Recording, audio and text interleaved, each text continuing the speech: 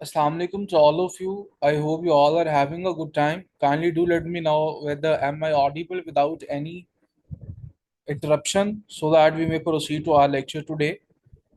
मेरी आवाज़ कंफर्म करें सारा उमर और सदाम हमारे न्यू स्टूडेंट हैं। ठीक है सारा, यस दैट्स फाइन। एक मिनट वेट करें। I am going to share my screen with you and today we are going to discuss the chapter 3 of the law of evidence. कानून शहादत ऑर्डर का chapter 3 हमने पढ़ना है, जो कि रेलिवेंसी ऑफ द फैक्ट्स को डील करता है। अभी एक दो मिनट वेट करते हैं ताकि बाकी जो हमारे रजिस्टर्ड स्टूडेंट्स हैं, पार्टिसिपेंट्स हैं, वो भी हमें ज्वाइन कर लें और देन जो है वो हम इसको स्टार्ट करते हैं।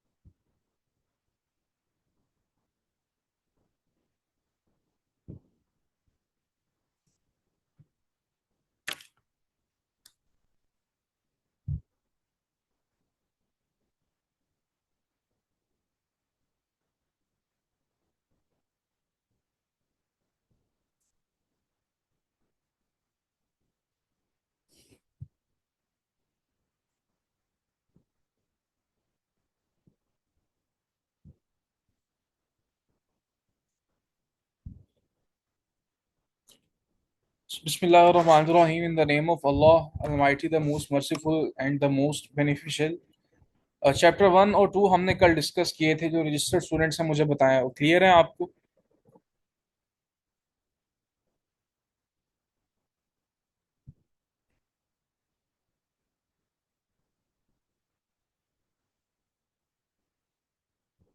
सारा इफ्तिखार कियानी, यस उमर, यस ठीक है, दैट्स फाइन। अच्छा आ जाए जी चैप्टर 3 पे। Of the relevancy of facts. बेटा फैक्ट्स कहते हैं हकाइक को। किन्हें कहते हैं? हकाइक। किसी भी केस में, किसी भी मुकदमे में जो है वो हकाइक पूरी होते बात हैं, कुछ ठीक है। कुछ बात। और जब भी हम प्लेडिंग करते हैं तो हम वहां पे फैक्ट्स को ही स्टेट करते हैं, फैक्ट्स को वहां पे लिखते हैं, ठीक है। और अब हम ये देखेंगे कि in accordance with the law of evidence, कानून शहादत ऑर्डर के तहत कौन से ऐसे फैक्ट्स हैं जो कि रेलिवेंट हैं, कौन से फैक्ट्स हैं जो कि इरेलीवेंट हैं। तो आर्टिकल 18 इसको डिस्कस करता है, ठीक है। Evidence may be given in any suit और proceeding of the existence or non existence of any fact. ये स्क्रीन पे लिखने से अवॉइड करें काइंडली। जो भी लिख रहे हैं आप इसको। एविडेंस में भी गिवन इन एनी सूट और प्रोसीडिंग, किसी भी मुकदमे में या किसी भी कार्रवाई में सबूत दिया जा सकता है। मैं आपको लास्ट टाइम वार्न कर रहा हूँ, बेटा अवॉइड करें स्क्रीन पे। अब बार बार इंटरप्ट कर रहे हैं। अगर आप यहाँ पे किसी और मकसद से आए हैं तो एटलीस्ट बाकी जो हैं उनको आप इंटरप्ट नहीं करें। Of the existence or non-existence of every fact in issue and of such other facts as hereinafter declared to be relevant. Just a second, please. Let me remove him.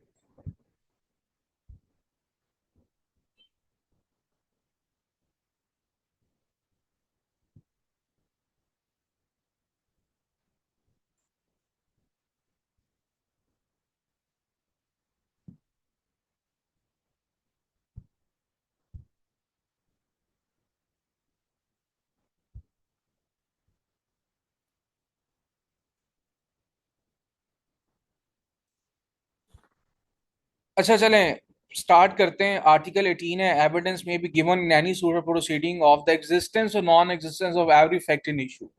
हर वो हकाइक जो कि इन इशू है, जो मतलब के तनाज़े से रिलेटेड है, वो उसका सबूत दिया जा सकता है किसी भी कार्रवाई में और किसी भी सूट में, ठीक है। And of such other facts as hereinafter declare to be relevant, और इसके अलावा दूसरे हकाइक का भी हवाला दिया जा सकता है जिनको नीचे रेलिवेंट डिक्लेयर किया गया है, ठीक है। आर्टिकल 19 पे आ जाए।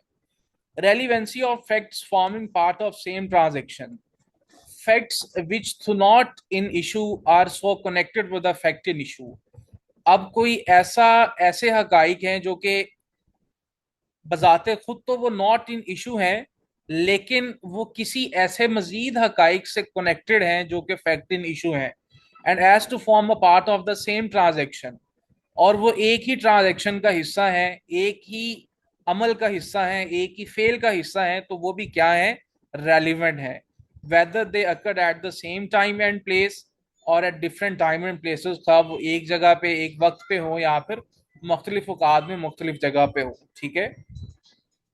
अब फॉर एग्जाम्पल यहाँ पे इलस्ट्रेशन को देख लेते हैं। A is accused of the murder of B by beating him. A पर इल्जाम है कि उसने बी को कत्ल किया है मार के। वॉट एवर वॉज सेड और डन बाय ए और बी और the by standard at the beating, यानी कि जो भी कहा गया ए की तरफ से और बी की तरफ से। अब यहाँ पे जो बेटा द बाय स्टैंडर्ड आ गया है, ये देखें, ये वो चीज है फैक्ट्स विच तो not in issue but connected with a fact in issue, ठीक है। अब जो पांच लोग खड़े थे ड्यूरिंग द मर्डर वो ए और बी से रिलेटेड है। सो यहाँ पे जो फैक्ट नॉट इन इशू था वो कनेक्ट हो गया with the fact in issue, और सो शॉर्टली बिफोर और after it, so as a part of the same transaction. और क्योंकि वो अब मर्डर की हम बात कर रहे हैं, तो बाय स्टैंडर्ड्स जो हैं, अब ऑब्वियसली बात है, they are forming a same part of the transaction, तो it is a relevant fact. ये मुझे बताएं, क्लियर हो गया है?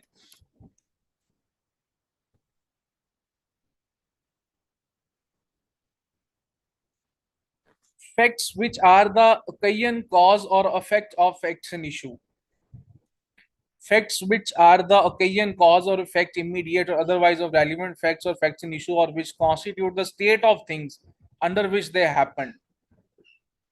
ऐसे हकाइक जो कि किसी भी ओकेजन को, हैपनिंग को, किसी वजह को या किसी भी चीज के तासुर को शो करते हैं, और वो रेलिवेंट फैक्ट्स हों और फैक्ट्स इन इशू हों, और जो कि किसी भी चीजों की हालात को जाहिर करते हैं, which constitute the state of things under which they happen or which afforded an opportunity for their occurs or transaction are relevant, तो ये भी जो फैक्ट्स हैं वो रेलिवेंट होंगे। इलस्ट्रेशंस की तरफ मूव करते हैं। The question is whether A robbed B. सवाल ये है कि आया ए ने बी को रॉब्ड किया है या नहीं, बी की चोरी की है या नहीं। The facts that shortly before the robbery B went to a fair with money in his possession and that he showed it or mentioned the fact that he had to the third person are relevant. अब ये कह रहा है कि इस चीज को determine करने से पहले कि आया ए ने बी को रॉब किया या नहीं, हम ये चीज देख रहे हैं कि बी एक मेले पे गया था, उसके पास जो है वो कुछ पैसे थे, और उसने वो किसी तीसरी पार्टी को उस चीज के बारे में बताया था। तो अब ये चीज जो है वो रेलिवेंट हो जाएगी, क्योंकि ये जो है यहाँ पे कॉन्स्टिट्यूट कर रही है स्टेट ऑफ अ थिंग और ओकेजन को, ठीक है। Article 21, motive, preparation, and previous or subsequent conduct. Any fact is relevant which shows or constitutes a motive or preparation for any fact in issue relevant fact.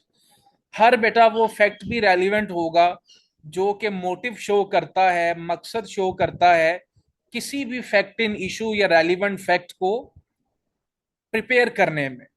The conduct of any party or of any agent to any party to any suit or proceeding in reference to such suit or proceeding or in reference to any fact in issue therein relevant thereto, and the conduct of any person an offense against whom is the subject of any proceeding is relevant if such conduct influences or is influenced by any fact in issue or relevant fact.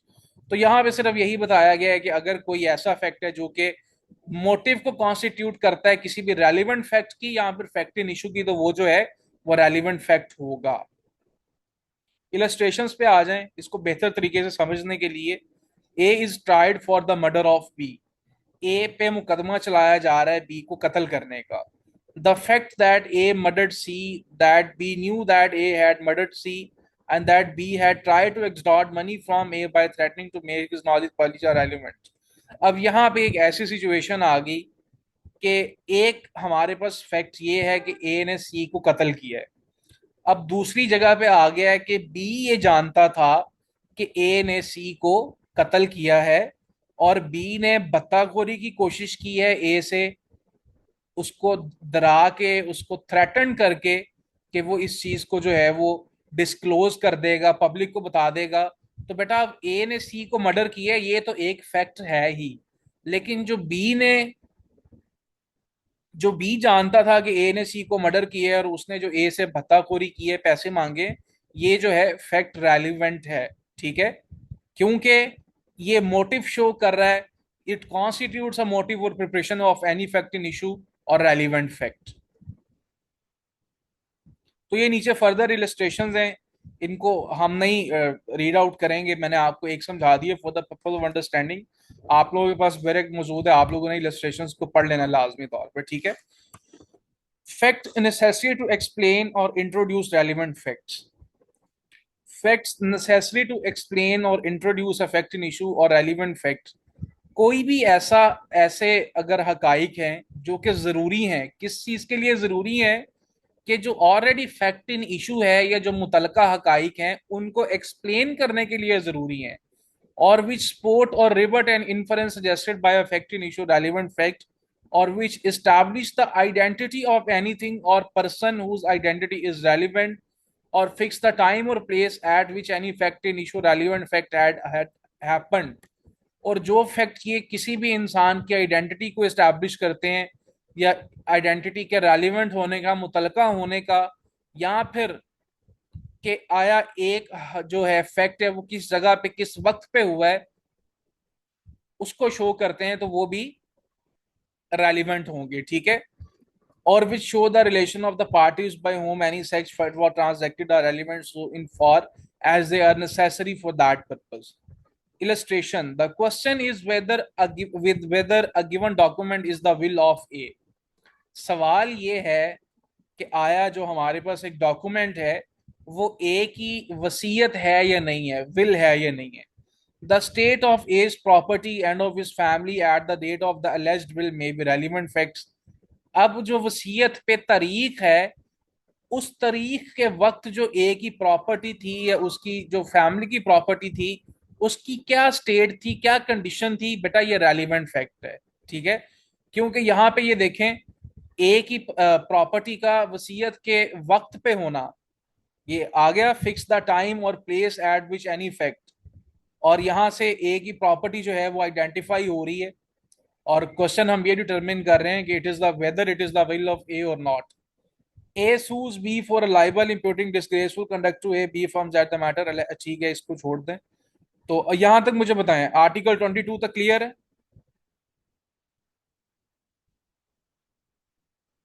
Saddam Hussain, Umar, Umar.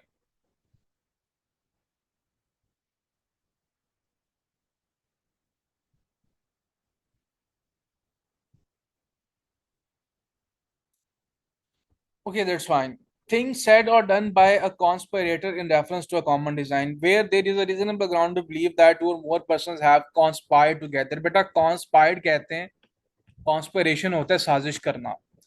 Where there is a reasonable ground, जहां पे हमारे पास ये reasonable ground है इस चीज को यकीन करने के लिए कि दो या दो से ज्यादा लोगों ने मिलकर साजिश की है टू कमिट एन ऑफेंस, एक जुर्म को, जुर्म का इर्तकाब करने की, or an actionable wrong anything said, done or written by any of such person in reference to their common intention after the time when such intention was first entertained by any of them is a relevant fact। अब बेटा जब दो या दो लोग मिलकर कॉन्स्पायरेशन कर रहे हैं किसी भी जुर्म के लिए या किसी भी गलत चीज के लिए, तो उन लोगों की तरफ से जो भी लिखा जाए या जो भी कहा जाए, और जिस उनका जो भी इरादा है, वो भी क्या होगा, रेलिवेंट फैक्ट होगा। As against each of the person, हर इंसान के अगेंस्ट जो है, believe to be so conspiring, जिसके बारे में ये तासुर पाया जा रहा है कि वो साजिश का हिस्सा था, as well for the purpose of proving the existence of the conspiracy, as for the purpose of showing that the person was a party to it. 24.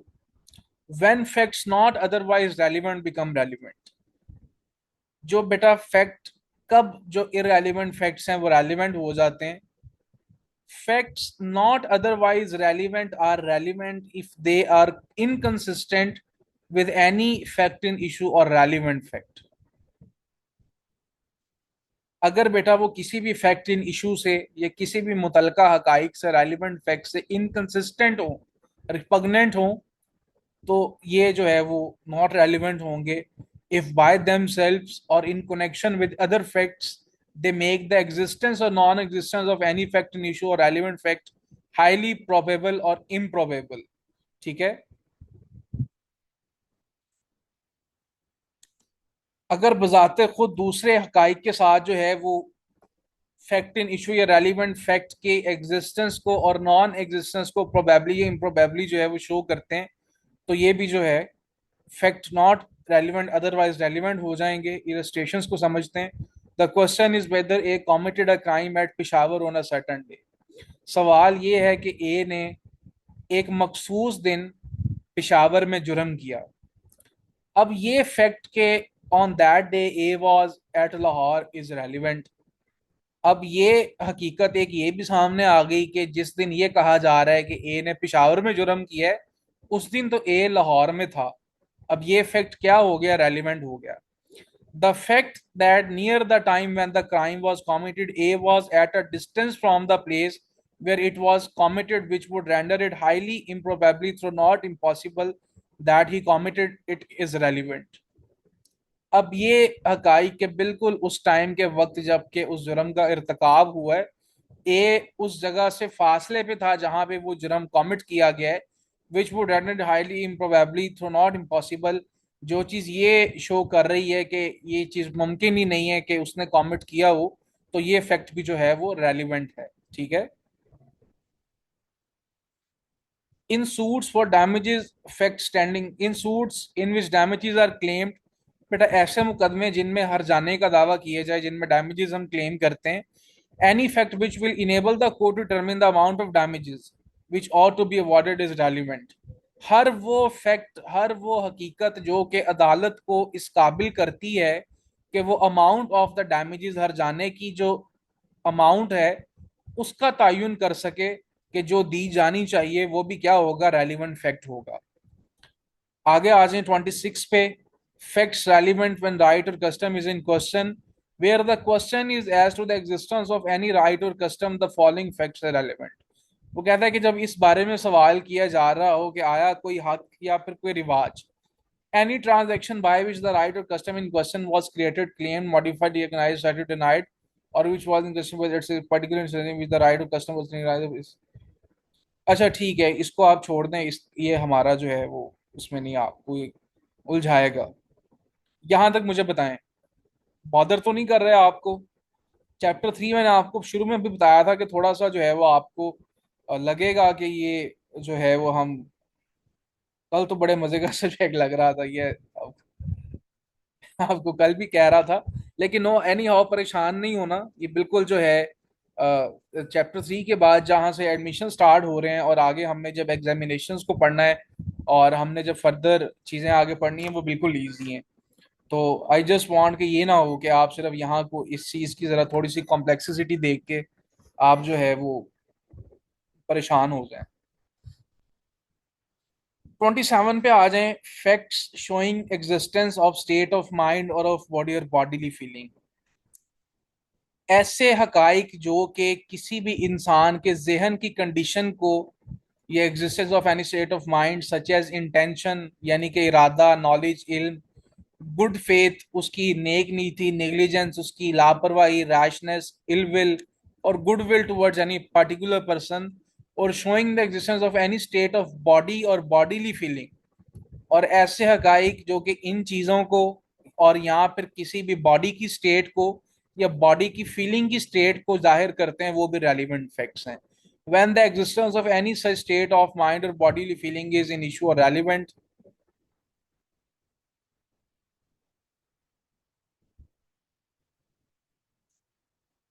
Illustrations पे आ जाएं.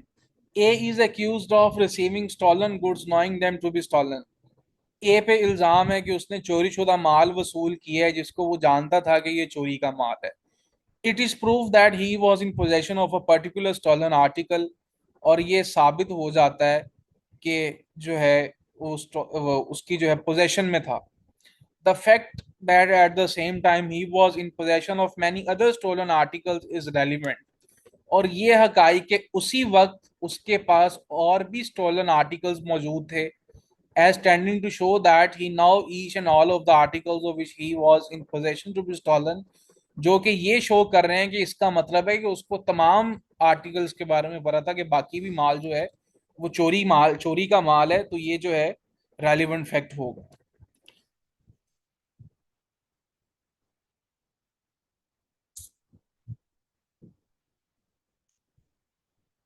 ये फर्दर इलस्ट्रेशन हैं जो कि सिर्फ इसी चीज को हर इलस्ट्रेशन जो है वो इसी चीज को शो कर रही है कि जिसमें कोई भी ऐसा फैक्ट है जो कि whether state of the mind या स्टेट ऑफ द बॉडी और बॉडीली फीलिंग को या फिर किसी इंटेंशन नॉलेज जो है good faith bad faith ill will goodwill को शो करता है, वो रेलिवेंट फैक्ट है. आप अगर पढ़ना चाहें तो आप इलस्ट्रेशन पढ़ सकते हैं. मैं इसलिए नहीं पढ़ा रहा कि ये पीतक हैं तो हम फिर आज जो है वो इसी को ही पढ़ते रहेंगे. 28 एक मैंने आपको पढ़ा दिए for the purpose of understanding. 28 article है. When there is a question whether an act was accidental or intentional or done with a particular knowledge or intention. जब सवाल ये है कि आया एक अमल जो है वो या तो एक्सीडेंटल यानी कि हादसाती तौर पे हो गया है या फिर इंटेंशनल इरादतन किया गया है और done with a particular knowledge or intention, या फिर एक मखसूस नॉलेज के साथ और विद अ पर्टिकुलर इंटेंशन एक मखसूस इरादे के साथ किया गया है. The fact that such act form part of series of similar occurrence in each of which the person doing the act was concerned is relevant. तो ऐसा हकाइक जो कि इस तरह की सिमिलर जो अकरेंस है, एक जैसी जो एक्ट का होना है फॉर्म उस चीज के पार्ट को फॉर्म करेगा. In each of which the person doing the act was concerned, जिसमें हर इंसान का किया हुआ एक्ट जो है वो कंसर्न्ड है, तो ये फैक्ट भी जो है वो रेलिवेंट होगा. एक इलस्ट्रेशन पढ़ लेते हैं. A is accused of burning down his house in order to obtain money for which it is insured. A का एक घर था और उसकी इंश्योरेंस हुई थी. अब ए पर इल्जाम है कि उसने अपना घर इसलिए जलाया है कि वो उसकी इंश्योरेंस शुदा जो रकम है वो हासिल कर सके. The facts that A lived in a several houses successively, each of which he insured, in each of which a fire occurred, and after each of which fires A received payment from different insurance officers are relevant as standing to show that the fires were not accidental. अच्छा, अब ये हकाई के ए के और भी घर हैं और वो पहले भी ये काम कर चुका है और वो पहले भी इस तरह जला के ये इंश्योरेंस ऑफिसर से पेमेंट वसूल कर चुका है. तो ये फैक्ट जो है वो शो करता है कि जो आग लगाई है वो एक्सीडेंटल नहीं थी, वो ये मतलब कि पर्टिकुलर नॉलेज और इंटेंशन के साथ की गई है. तो ये फैक्ट जो है वो क्या होगा, रेलिवेंट होगा.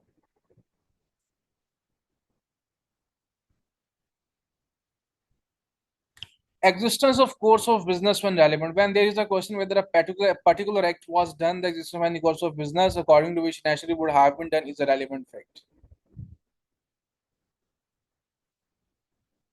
जहां पे ये सवाल हो कि जहां पे एक पर्टिकुलर एक्ट जो है वो उसकी अक्रेंस हुई है during the existence of any course of business, कोई काम करते हुए according to which it naturally would have been done, जो कि ऐसा काम करते हुए मुमकिन तौर पे हो जाता है, तो is a relevant fact. Illustration पे आ जाएं.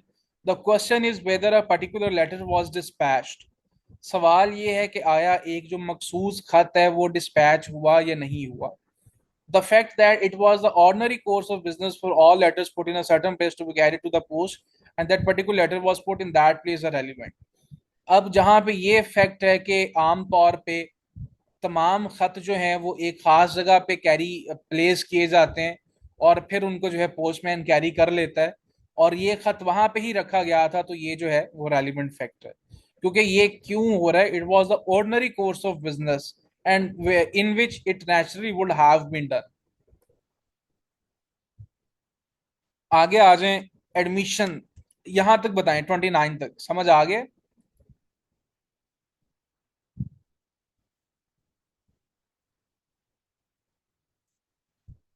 उमेर, उमर, यस सर, सारा yes, that's fine.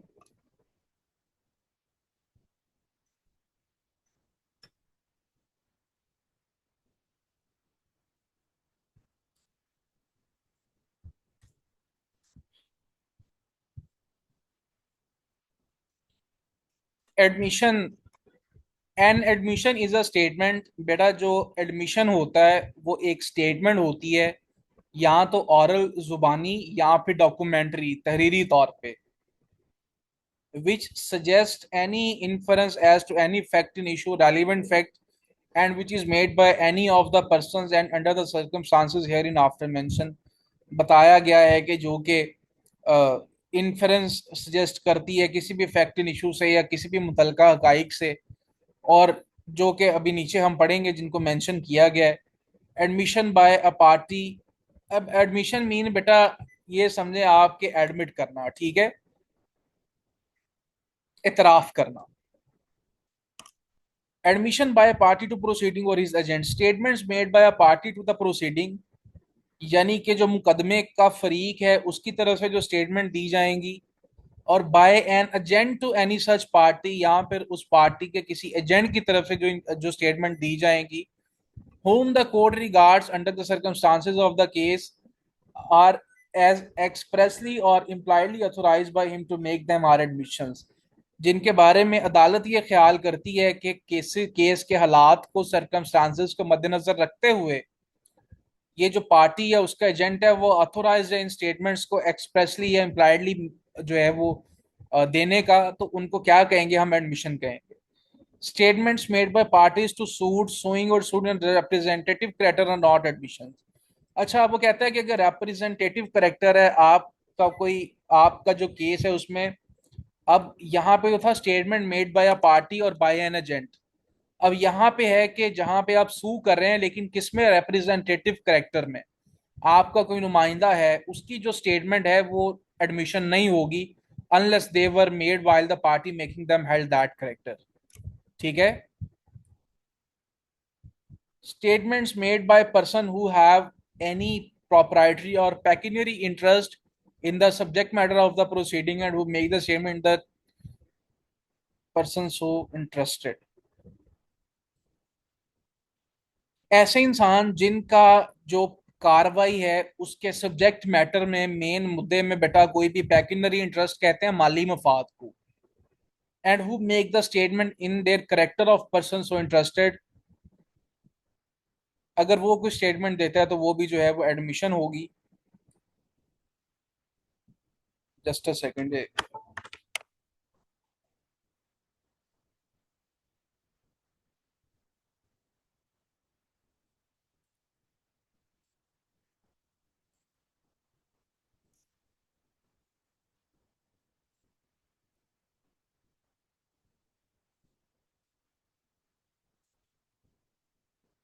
Persons from whom the parties to the suit have derived their interest in the subject matter of the suit are admissions if they made during the continuance of the interest of the persons making the statement। मुकदमे के ऐसे फरीकैन जिनका subject matter of the suit में interest है, उनकी statement भी जो है वो एडमिशन होंगी if they are made during the continuance of the interest of the persons making the statements, अगर वो ड्यूरिंग द जो है वो प्रोसीडिंग अपनी स्टेटमेंट्स को रिकॉर्ड करवाते हैं। आर्टिकल 32 पे आ जाएं। Statements made by persons whose position और liability it is necessary to prove as against any party to the suit are admissions if such statements would be relevant as against such persons in relation to such position or liability in a suit brought by or against them, and if they are made while the person making them occupies a position subject to the liability। बेटा ऐसे लोगों की तरफ से दी गई statements जिनकी position या जिनकी जो लाइबिलिटी है, जिम्मेदारी है, वो जरूरी है कि हमने दूसरी पार्टी जो है या किसी भी पार्टी के अगेंस्ट जो है मुकदमे में उसको साबित करना है। तो ऐसी आदमी मतलब कि जिसकी जिम्मेदारी या पोजीशन जो है वो लाजमी होगी किसी भी फरीक के अगेंस्ट जो है वो साबित करने के लिए, तो वो स्टेटमेंट्स भी जो है वो एडमिशंस कहलाएंगे। If such statement would be relevant as against in relation to such position liabilities brought by against them.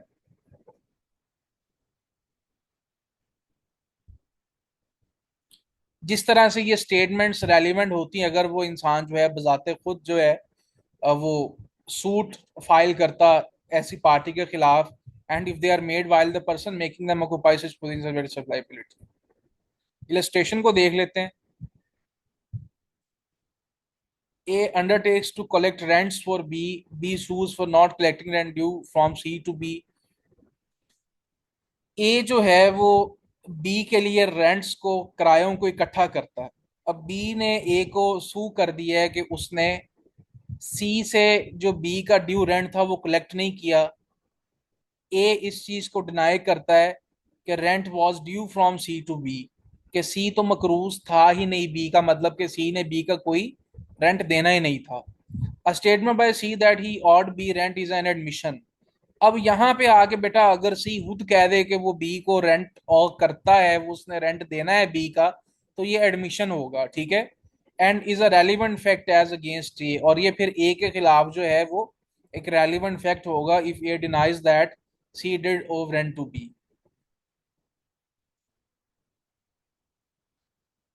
Admission by person expressly refer to party by a party to suit.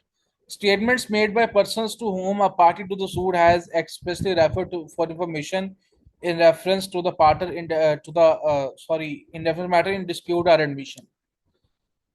ऐसे लोगों की तरफ से statements to whom a party to the suit express refer for information, जो कि किसी भी मुकदमे का फरीक रेफर कर दे मालूमात के लिए कि कोई भी डिस्प्यूट है उसमें, तो वो जो है उन लोगों की जो स्टेटमेंट्स होंगी वो भी एडमिशंस होंगी। इलस्ट्रेशन को देख लेते हैं। The question is whether a horse sold by A to B is sound. अब सवाल ये है कि आया जो ए ने बी को घोड़ा बेचा है वो सही था या नहीं था। A says to B go and ask C knows all about it.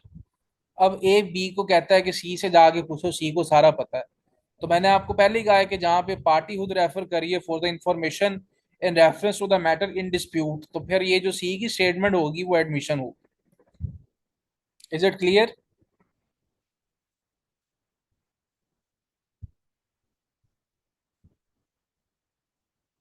बोल रहे हैं तो सही, क्या हुआ है?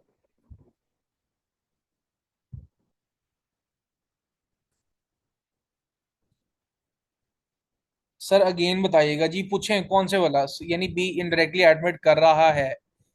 सारा काइंडली थोड़ा सा इलेबोरेट करें। जो आर्टिकल या जो प्रोविजो है मैं उसको दोबारा बता देता हूँ।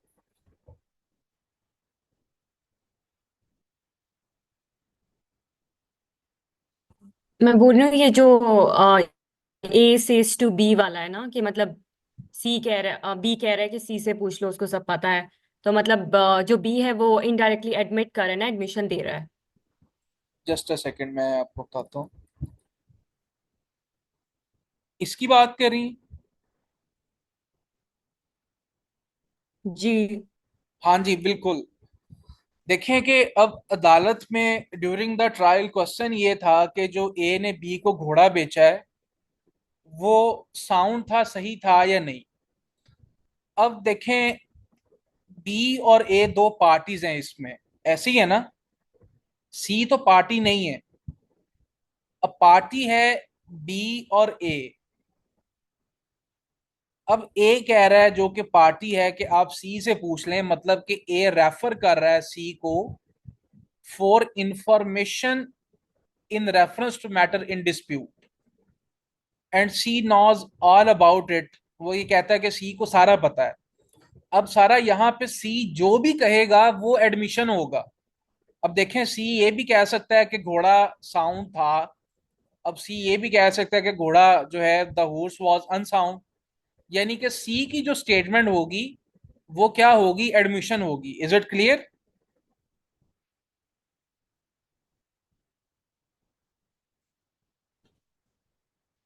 यही इलस्ट्रेशन। जी उमेर, क्लियर होगी?